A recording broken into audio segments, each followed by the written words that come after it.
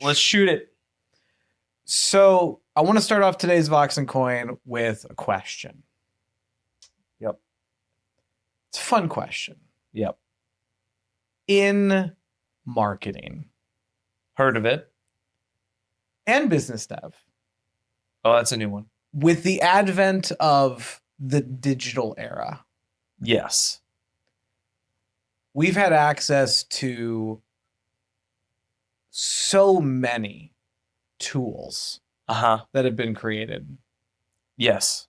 In fact, probably too many tools. Yeah. I mean, if there are too many tools, call me Tim the Toolman Taylor. You know what I mean? Yeah. Your Bilford Marketer 500. Look, I love a good toolbox set, and I love to walk around in a tool belt. I can see it. Yeah. In your flip-flops. In my flip-flops. It's got to be heavy. I got to weigh it down with things. Yeah. Yeah, lots of tools in marketing and biz dev out there. The question is, and this is where I want to explore today, have you ever used one that just blew your mind? That just blew my mind. Ooh. Oh, man. Yeah, I've had a number, actually. But it blew my mind in the moment. As with all things, time moves, new tools get developed. We get better things, faster cars. But let's narrow the window down. Okay. Today. Because what I want to do is I want to go through not necessarily just our stack of tools. We're an agency. Sure. We have access to some amazing things that have amazing price tags. Yep. Yep. Yeah. Good for them. Yeah, great. But also, there are other tools that are very adequate. Sure. To fill that gap as you grow to that point, too. Correct. So I'd love to go through some really high-end tech stack and then discuss what you might use if you're not ready for that piece of equipment yet or tool set. Yeah. And help people avoid some bad choices. Yeah. Okay. Those are out there. There are a lot out there. Here are the ones that come to mind. Okay. That I'm really digging right now. Yeah. Okay. These are in no particular order. These are just these are the ones that came to mind. You know these, so we'll hit them. Number one is Adriel. Adriel. What does Adriel do? Adriel is a dashboard for all of your digital marketing, advertising, kind of information to live.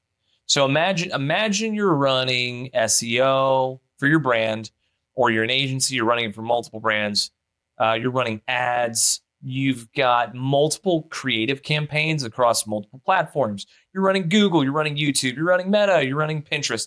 And you want to see all of that information in one place so you can maximize your results. You also are interested in, hey, I need data analytics on how my campaigns are running, where I need to spend more money, where I need to spend less money.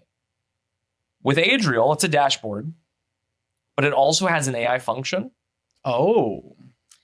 You can tell it to run reports every day and send it to you every week, every month, whatever you want. You can also collaborate with your team inside of it. So you can put notes. So imagine that you're like, hey, this campaign is kicking butt and taking names. You can put a note on that campaign to somebody on your team, Tommy, I don't know, and you can tag them in it. They'll get an email. Hey, at Tommy, let's spend more on this campaign. And they'll start spending more. The thing that's great, Tommy can go turn it on and spend more. The other thing that's crazy, though, is you can actually control and manipulate some of those ad campaigns within Adriel itself. Whoa. So then you don't have to log in. But the other thing that's really wild, too, is you can do copy analysis on your social media ads, let's say. Hey, what copy? I know, right? This is pretty badass. And then the last little bit that I really love from the agency side, but I also think this is great for brands, you can set up alarms. So if ROAS goes below this, I get an alarm. And it actually sends everybody on the team or specific people on the team an email, hey, this campaign is below the target ROAS. You can do that for landing page views, for view throughs on a video, for any metric that you desire. You can have alarms set up so that you can actually be able to respond. It's one of the coolest platforms I've seen in this space ever. Wow, that's impressive. It's pretty cool. Now, here's what I'll say. To just get started, and they're going to love that I'm going to tell the price out there. To just get started, it's a couple grand a month. So it's not for everybody.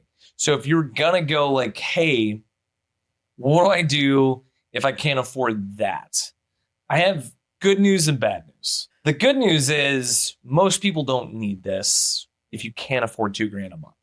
Right. If you can't afford $2,000 a month, you probably don't need this. You can probably just use the dashboards you have within each platform, aggregate that data. You can export it via CSV, upload it to ChatGPT, and have it run analysis that way. That works. It's more labor intensive. It's more of a pain in the neck, but it works. There are a lot of smaller dashboard things that are out there. They're all manual to set up.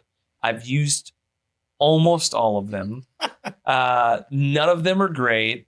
And I don't think it's worth your time or money to spend anything less than that to get a good dashboard going. And so the cool part is with that $2,000, you do get 100 plus connectors. So like 100 different platforms you can connect. Could I plug in my email performance data? Yeah. You can plug. So like, you're like, hey, I have Shopify.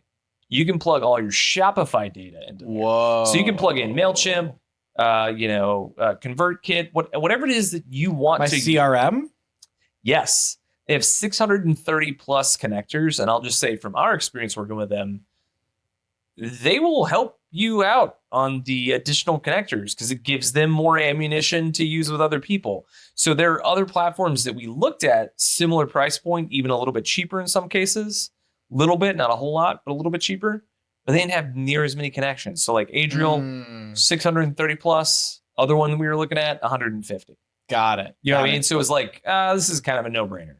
Now, there is a free option out there. If you're an invested person and you really want a dashboard, yep. If you've never checked it out, it's totally free. And it is called Google... Frick. Why am I spacing the name? Looker Studio? Looker Studio. Yes. Yeah. Google Looker Studio. Now, Looker Studio is not the most user-friendly tool. It's not. You're going to be finding yourself switching back and forth tabs to a YouTube of some guy helping you out. Yeah. But it can be done. Totally. And it does work. Yeah, I go back to, is it worth your time? Is it worth the time of someone on your staff? I don't think so. But you can make the decision otherwise. And Jake's right. If you want to use something that's free, Looker Studio's there waiting for you. Okay, so what's one for you, man? What's a software right now that you're like, dude, that's blown me out of the water, super impressed by it? I'm gonna cop out my answer a little bit because this isn't a unique tool. Most people know this tool. Cool. But I use the ever-loving crud out of it. Okay, great. And it's Zapier. Yeah, God, such a good one. Zapier is an automations tool that allows you to connect, much like Adriel, thousands of programs that don't talk to each other. Yeah. And create automated recipes to do things with that data on your behalf nigh instantly. And the sky's the limit with Zapier. It is a bit time intensive. If you've never used an automations tool before, there is a learning curve of thinking through your formulas. And sometimes you have to get clever on how you route those formulas around because not every dial is perfectly where you want it to be. But you can remove hundreds of hours of labor with good automations. Yeah. And I think it's a fantastic tool. It's not terribly priced, But of the automation tools, it is by far the most expensive. It's also the best. There's people who would fight you on that. Yeah, but those people don't know what they're talking about. I vehemently disagree with the opposite side in this duopoly of connector automations. I look at the other brand, Make, as, look, it works to a degree. If you have coding experience, Make could be a great option. Could be a great option if you want to spend a lot of time manipulating a platform. It's going to be cheaper. It's also significantly cheaper. It's going to be cheaper. But Zapier is going to work for you out of the box with probably all the tools you're already using. Correct. I'm happy that there's another competitor to Zapier in the space. I really hope it drives their costs down. I hope so too, and I hope that they figure it out and do better. The irony of that situation is that I have been a Zapier Club code member for a long time. Adorbs. Right? Yeah. So I'm a top 1% user of Zapier. I mean, everybody's impressed. That's engaging right now. They're like, he's top 1%? That's amazing. Yeah, I know. You could just go cry to yourself about how awesome I am. I think that at one of my old agencies that I owned, our Zapier bill, this is not an exaggeration in the slightest, our Zapier bill was running between $1,500 and $2,200 a month. Yep. Because we just had so many automations. Now, the flip side to this is you don't have to automate everything. There's some things that make your life easier and you should. We would highly recommend it, but there are ways to do Zapier on a budget. Mm-hmm. You could also use Make, do it on a budget. And it's really just doing those tasks that it would actually cost more to have a low cost human asset do. It's just true. The number one mistake I see people make with automations is they make automations that are too end to end with no checkpoints. Yeah. And so when you do that, you can have a Zap run 3 times more budget in Zap than you want because you could have caught it at this earlier step and be like, I don't want you to do the rest of that. Right. So I'm a big fan of chaining automations with checkpoints. Nice. I like that. So I like that. But Zapier, other benefit to Zapier is they have a very hefty integration with ChatGPT. Doesn't suck. We've talked about this a little bit, talking about software that's like, wow. If you haven't played around with deep research and ChatGPT yet, you can't tell them about all of the secrets. This isn't a transparent podcast like that. No, they might be successful with our information. If you don't know what deep research is in ChatGPT, it's a little button on the desktop version. I'm sure I've actually never done deep research on mobile. Have you? It works on mobile. It works on mobile too. Okay. I assumed it did, but I just haven't done it. So you could tell it to like go do a competitor analysis, for instance, and it would ask you questions, and then it actually goes and searches every aspect of the web, of the internet that it can possibly gather. And it usually takes somewhere between 10 and 15 minutes to go search. And it will pull back, this is not an exaggeration, 20 pages or more worth of information and content, depending on what you're asking it to do. And it's like masterful in that it's pulling links in. So you'd be like, oh, they got this from Forbes, or they got this from this PR release, or they got this from, this podcast transcription that the founder of that company was on. Stuff that would take you or I, and we're really good Googlers. Like, very efficient. My wife always says, she's like, if I can't find a thing, it's really frustrating on Google, and she will spend hours looking for it. And then she's like, babe, can you like search this up? And I will find it in seconds. And she gets so angry. Are we married to the same person? Yeah, I think we are. A lot, dude. So What's great about the deep research thing is you have different levels that you can play at. So like I have a $20 a month ChatGPT subscription. I think I get 10 deep research queries a month. If you go up to $200 a month, I think it's unlimited, which is the next jump. Which is the next jump. It's not like a huge. That's just one it is. step. It's a big number. Huge, yeah. But it's also. But it's unlimited deep research, right? Unlimited deep research, and you get access to their agent automation. Can you explain what that is? Yeah. So I guess we're talking about ChatGPT now. Well, you brought it up. I think it was a good one. I'm impressed by it. So agent automation is when you're using ChatGPT or any other activity that is either repetitive or time consuming, data gathering, you can tell an agent what to do, okay, how you want it to output it. Yep. And it will actually open its own browser window. Bananas. With a mouse and navigate through the internet and do the thing you asked.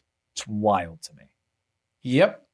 So I'll give you a killer example. Okay. If you're a WordPress user, there's a plugin in WordPress called Rank Math. It's an SEO tool. Rank Math is great because it has a section where you can put schema markup in very easily, almost like a form for schema markup. Okay. It doesn't do it automatically for you, though. You have to fill it in.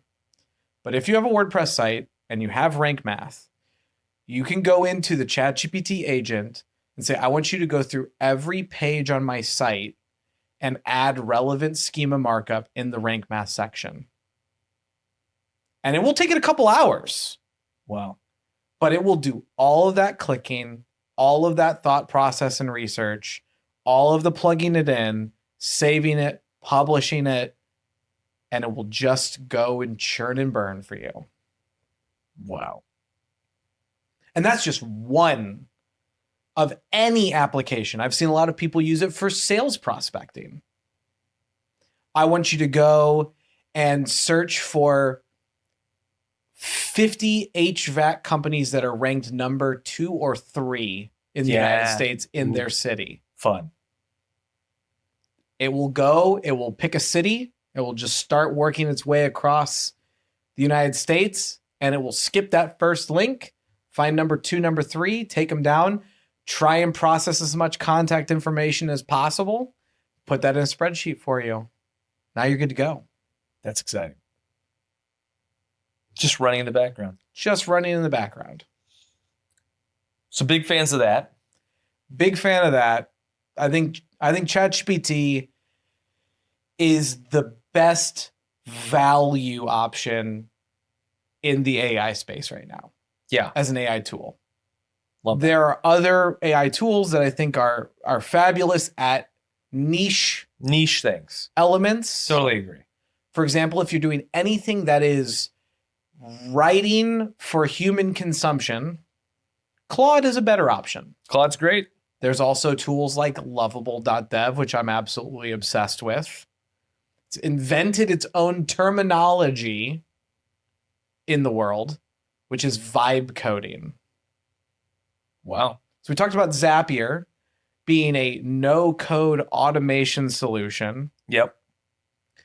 If you know nothing about code, but you know the app you want to design, you can go over to Lovable.dev, give it a couple prompts. Within 20 minutes, you can have a working, functional version of whatever you're imagining. That's insane. It's insane. I wanted to do I'll give you a perfect example. I did this. It took me about 15 minutes to get what I want, to get something that worked, about 30 minutes to get something that I had worked some bugs out of and had some better quality of life. I wanted to go to a subreddit. Okay. And I wanted to scrape the 100 most recent questions that were posted to that subreddit. Love this. And like I said, within 30 minutes, I had a tool where I could drop a subreddit link in, hit go, and in a Google Sheet, it would spit me back the top questions, and it was processing out some of the answers people gave in the comments. I love this. Wow. And I do not know how to code. Yeah. Well, I don't either. So you mentioned Adriel. Adriel, ChatGPT, man, other technology pieces that are really, really helpful. What about task management? That's something every company deals with. We've tried everyone out there. I have the bunch that I don't like at all. And then I've got 1A, 1B. Okay. 1A for me is Monday.com. In a previous podcast, we started using it when it was under its original brand name called DaPulse, D-A Pulse, which was not great. But I didn't love when they made the switch. This is a side note. I didn't love when they made the switch to Monday.com because it became like a challenge. It still is a challenge. Hey, can you go put that into Monday? Is it in Monday? Where's it at on Monday? You know who didn't care? Who? Salesforce. Yeah. They bought them. Did they really? Yeah. Oh, I did. I totally missed that. Yeah. Being honest, I totally missed that. That checks out. That checks out. I love Monday because they have automations. People sleep on automations for project management and task assignment and resource management. They're vital. It saves you adding another seat, like doubling your headcount.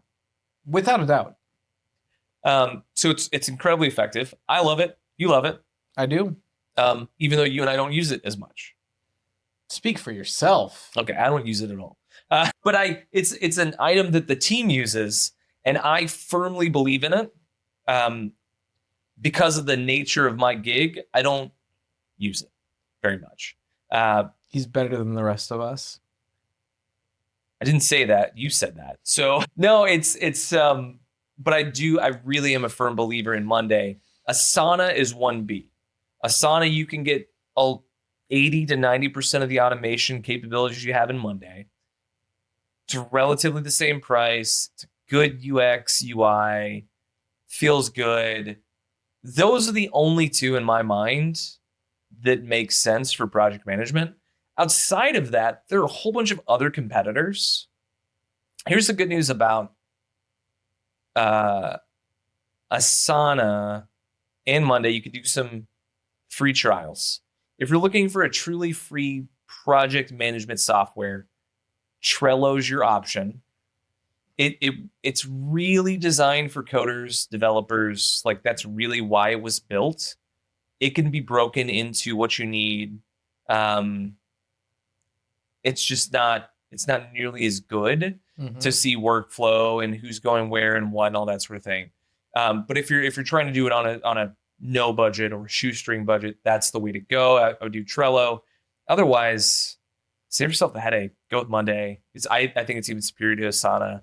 I know there are people that have difference of opinions on that, but is there a tool that when I get to enterprise, when budget is no option or budget is not a conversation? Yeah. Is there an option in this space, or do Asana and Monday scale all the way up there? Like Asana and Monday scale ridiculously large organizations. Right. And so like you may have totally different instances, because what happens within larger organizations is you start to have departments that essentially operate like they're their own company. Right. And so like, or an accounting firm that operates like it's its own company within the company. So they may have their own instances of Monday. However, at the enterprise level, these work really, really well. At the end of the day, what do you and I want to use project management for as executives and owners of the firm? We want to see that projects are moving along. Yep. We want to have an audit system to be able to say, yes, that task got done on this day and we have proof of it. We want to see visuals of like, there's a Kanban outlook on Monday that kind of gives you an idea of what everybody's weeks or month kind of looks like. So we care about utilization of people a lot, because our product is a time plus expertise delivery. And so we want to see where people are spending time. How much time are they spending? We really have a desire to have an 80% utilization. So what that means is, for the 4 out of the 5 days of the week, cumulatively, our staff is spending on client specific work. That's the game. So that's part of how we track that. We can see that at a high level for an individual. We can also see it for a department. We can also see it for the entire company. And that information's invaluable. Excellent. What about for you, man? Okay, so when you think about is there a like a backlink tool, an SEO tool? There's something that you're like, yeah, man, like that really could be an audit thing? Like, is there a platform that you're like, man, it's just really kicking booty? So the interesting thing about the SEO in particular space is that no one really has a secret answer. Everything we know as SEO professionals is functionally on the job learning. Now, great SEOs communicate, which I think is really, really cool. It's not like other spaces where people tend to hoard their secrets. Mm-hmm. And the reason for that is because your data could help me and vice versa. Right. Because it's all about trend analysis. SEO is 100% trend analysis reverse engineered into execution. Yeah. And so because of that, there are too many SEO tools. Yeah. Like, so many. I could start listing and I pick it up next episode. Yeah, totally. I mean, we've all seen Forrest Gump. Yep. Shrimp gumbo, like that's the SEO space when it comes to tools. Yeah. So when it comes to an SEO tool, it's hard to pick just one. What I've found is that there's a tool we use in our agency called SearchAtlas. Okay. And the lovely thing about SearchAtlas is that they looked at that landscape of, here's this tool that does this one thing. Here's this other tool that does, this one does 3 things. And they said that should all be in one package. Right. And they've built that. It originally started actually as an agency internal tool. Oh, cool. So they built it for their own SEO agency. I love this. To replace the softwares that they were using. Sure. Because A, some of them are just not good. And B, some of them can get extremely expensive. Yeah. And so they built it internally and realized that they might have hit something solid. So they've spun it up into an available SaaS solution. And it is very robust. It is comprehensive. It fills the role of, just off the top of my head, 9 other tools that exist out there. Wow. At a minimum. Wow. At a That's minimum. amazing. 9 tools. 9 other tools, all in one platform. And it's extremely reasonably priced. We're talking a fifth of what a comparable all-in-one SEO platform would cost. Yeah. Typically. Yeah. So it's a really impressive platform. And we love it. It's getting better every day because they've also invested in continuing to develop it. Sure. Because they want to be they want to be the Monday. Yeah. You know, It comes with a nice exit too, I'm sure. Well, I mean, that's always on the table. That's the hope. It's always on the table. And so, yeah, that's the tool that we use for, I would say, 80 to 90% of all our SEO activity. We live in that platform. Damn. Yeah. Wow. Now, there's other tools out there. If you want to go the expensive side, you can go with something like SEMrush. Yep. I used SEMrush for many years, so I can speak extensively to it. But I can tell you that, and this is something about SaaS products. Remember, we dialed this into now. Right. Yeah, this is going to evolve. There are many SaaS products that were developed and were awesome at the time. Yeah. And unfortunately, not every business is interested in cycling between a growth phase and a revenue phase, which I think is a very positive thing for businesses to do. Sure. Sometimes it's good to just sit and coast and collect your cash. Yeah. And sometimes you need to go back into a mode and say, let's make this thing better. Let's improve. Let's, take this to the next level. A lot of SaaS companies don't do that. Right. And unfortunately, items like SEMrush and Ahrefs and Yoast are notorious for not having significantly updated their platforms in the last 5 years. Yeah. So take it with a grain of salt. Just because it's the most expensive tool in the space doesn't mean it's the best. Right. Yep. What about CRMs? Heard of them. My favorite CRM is the one that your team uses. Amen. But I don't use a CRM, Dave. I would really like to get a good CRM. Yeah. I don't know why he's a hillbilly. Why he's a prospector from 1849. I gotta get CRM for my gold panning. So I mean what I said. The best CRM is the one that your team uses. So that's first. And I will tell you, there are CRMs that work better at different stages of the organization. Okay. So let's work top down. Top down. People hate this one if you're not an enterprise. I love this one when my companies have been big. Salesforce. I know that people don't love it. I already know, because you can piecemeal it together. There are specific pieces of the piecemealing that are not great. It's a terrifying platform. It's massive.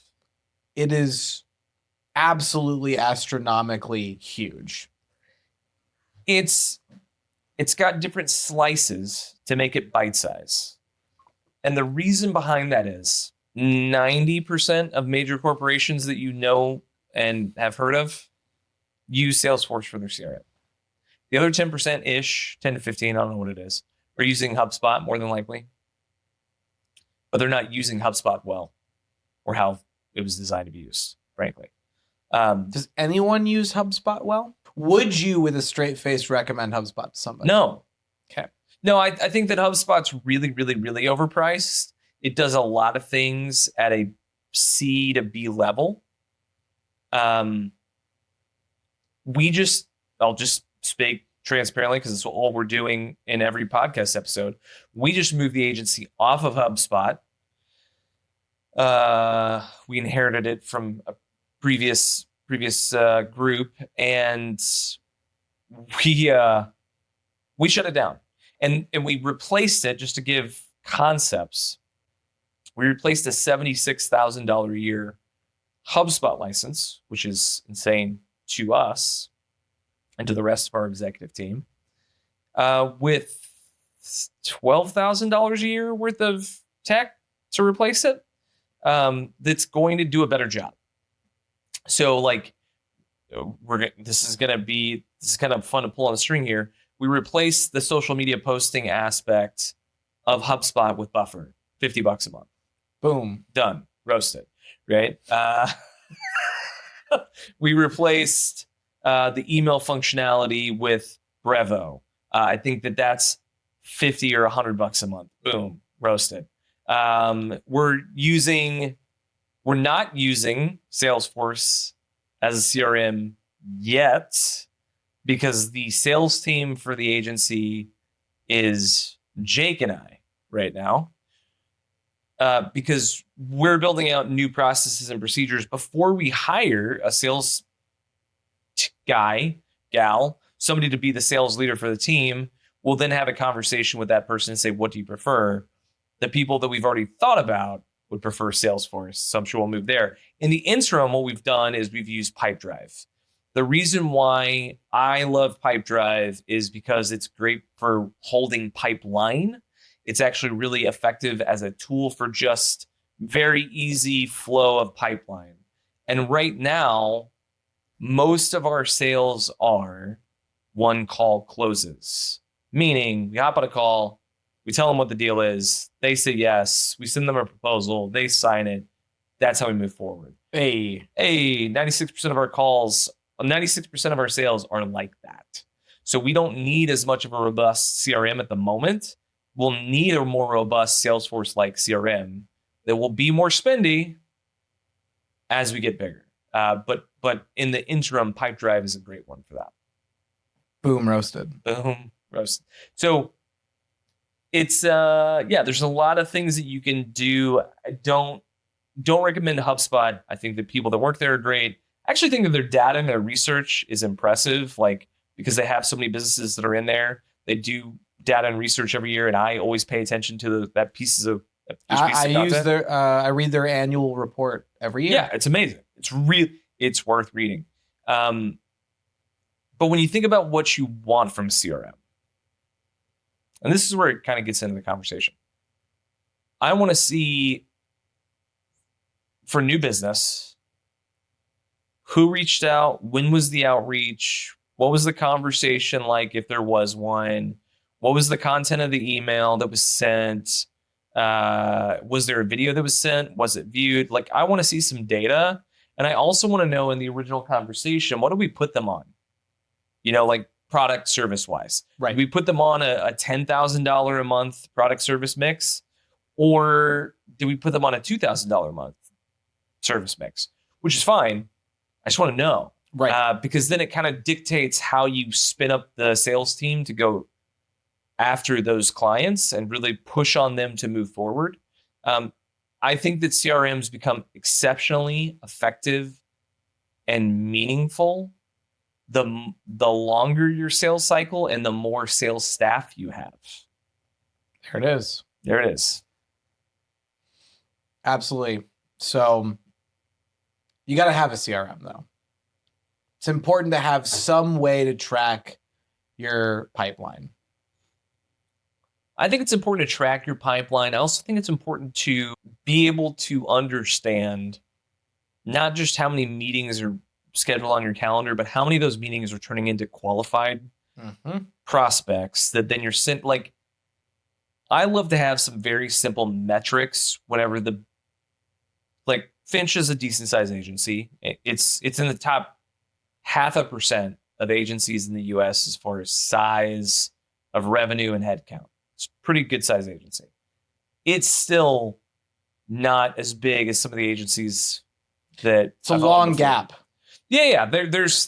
We're in the messy middle. We're in the teenage phase of we've grown, we've gone into a growth spurt, and we're kind of gangly, in our way. And so we know that we're going to be a little bit different in about another $3 million in revenue. Org is going to look very different. There's going to be a lot more definition. So you're going to want the CRM. It's going to be helpful over time. And you do want to understand, how many of my meetings am I booking that are actually qualified that lead? So again, right now I'm stripping it down. I look at new business meetings booked every week. He and I both do. How many repeats? This is the second meeting. We had one last week. It was from months ago that you had talked to. 6 months plus. Yeah. And so that's an interesting number to have. Then we want to see how many of those actually got an agreement or proposal, because that means that they were qualified. They could afford us, good conversation, they have a need.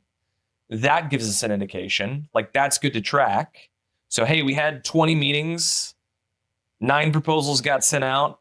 Out of those 9 proposals, we got 4 signed agreements. Right. Now we know, we have a 20% close rate for last week.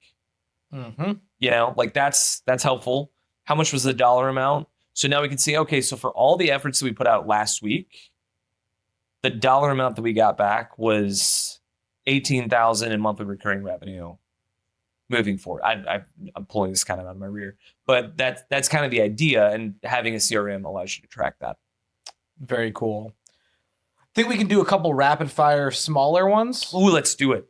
So staying on topic of closing customers. Yeah. Proposal software. So give me a high and a low end. Low end DocuSign. It's great. You can upload a document. You can throw a little bloop, bloop, bloop, little drop a little signature line in there, have them sign it. It's great because anyone can use it. Yep. Pretty straightforward, really inexpensive. The ones that I like personally, I really like Proposify. I've been a user of theirs for a decade. Wow. Yeah. That's a resounding. I've used them at multiple business. I think that I've used them with 8 or 9 businesses now over the past decade. Different ones that I've owned, different spaces. I like it because you can put together, it's $45 a month per user. Mm-hmm. Not crazy, not cheap. The reason why I love it though is you can auto-populate into the proposal software. Like, here's the scope of work. This works really well for our business. Here's the scope of work. Here's the price point. You can click a button and it auto-populates all that stuff in there. So even if you have a really complex scope of work, which we do all the time, you can get a proposal out in 5 to 10 minutes. Mm. And one of the things we found over the years is that if somebody's ready to purchase, they're ready to purchase. Yep. So like if you wait a day, if you wait several hours, if you wait, God forbid, a week, the propensity or the probability that you're going to close that deal diminishes greatly. The faster you get it out, the more likely that it's going to be that you're going to close the deal. So I really, really like them. When it comes to social media posting, Mr. TikTok master, I know that you not only post, but you make sure that those posts get reposted in other places. How do you address that? What's your preferred personal go-to? Well, the high end on that is actually personnel. Is having people that do that for you. Okay. There is an advantage to that. Yep. In that every platform does have some slightly different standards. Okay. And meeting those standards gives it a better opportunity organically. Nice. Okay. If you're not there, if you're like, I can't afford a social media person to be doing this. Sure. There's a great option called repurpose.io. Ooh. And for $40 a month, you can set up automations and it's always a 1-to-1 automation. So I have about a stack of 15 of them that all trigger off of a TikTok post. Nice. So I post organically on TikTok, and then Repurpose takes my TikTok video, sends it to Instagram, sends it to LinkedIn, sends it to YouTube, sends it to Twitter, sends it to a Google Drive folder where I can do more triggered automations through Zapier, and do some cute things there. It can strip out down to audio and post it as a podcast for you. There are so many things that you can do. Yeah. With that automation recipe makeup for $40 a month. Love that. So it's a huge time savings. Yeah. Time is money. High end, low end, business, financials, accounting options. Oh, man. Okay. It's boring. No one wants to talk about finance. Everybody interesting in your company does not want to touch finance. But we got to talk about it. So there are a number of AI platforms that will do your books for you for $500 to $2,000-ish a month. What that means is you will take your time, if you're doing expense reports, whatever, you'll reduce your time depending on the size of your organization, 20 hours a week for some of your team. It's a lot. I mean, it's a lot. You're paying $2,000, let's say, like for something like that. I used to work with one called Plenidata. I think that it's moved on to something else now. But it was absolutely crushing it whenever we were using them. Really, really liked them. They're based out of Utah, I believe, but there are a lot of other ones that are out there. QuickBooks works great until you have a business that's doing over 15 to 20 million. There's a time when NetSuite or something of that ilk becomes a requirement, because QuickBooks is meant for businesses that are really doing 10 million or less. I mean, again, there are exceptions to the rule. It's a great platform for how cheap it is. I actually really recommend Gusto for payroll, because it integrates and it's way better than using QuickBooks for payroll. Also, don't use QuickBooks for credit card processing. They will just do chargebacks. They'll just let anybody get a chargeback. It's insane. So I don't recommend that. But like, I think that go find a good AI bookkeeper. That'll save you a lot of time. If that's not possible, there are bookkeepers all across the country that'll do stuff for a couple $100 a month on the low end. You can also do yourself. QuickBooks is going to cost you $50 to $100 a month. Gusto's going to be like $40 a month. It's not expensive. And so if you need something like that, that's what I would go to. Anything that you would add to that one? If you really got to keep your budget slim, I still use this for my personal consulting. Oh, fun. There's a tool called Wave. Yeah. Wave apps. Wave apps. I used to use that. It's 100% free to use. Yep. The way that they make their money is they allow you to send invoices with a credit card, and they do the credit card processing. Right. But it spits out some great work for your accountant. My accountant always loved getting my reports from Wave. And so I can say, if you've got to keep that budget tight, slim, it's a great option. Love it, man. Love it. Cool, brother. This has been fun. Anything else to recommend? Just thinking right off the top of your head? Stripe. Just as a credit card processor. processor. As a credit card processor, it's just the easiest. Yeah. You want easy? It can't get easier. And it's universally used. Very reliable. Yeah, it's Calendly. Oh, God. Yeah, you can have it one free event, and you can have unlimited events for $15 a month. It's insane. Allow people to schedule on your calendar, and it respects your time gaps. This is one that drives me nuts at this point in life. If you're a startup and you are using anything other than your web domains for your email address, so like you've got Dr. Suzanne at gmail.com. No offense to Dr. Suzanne, you're awesome. Probably.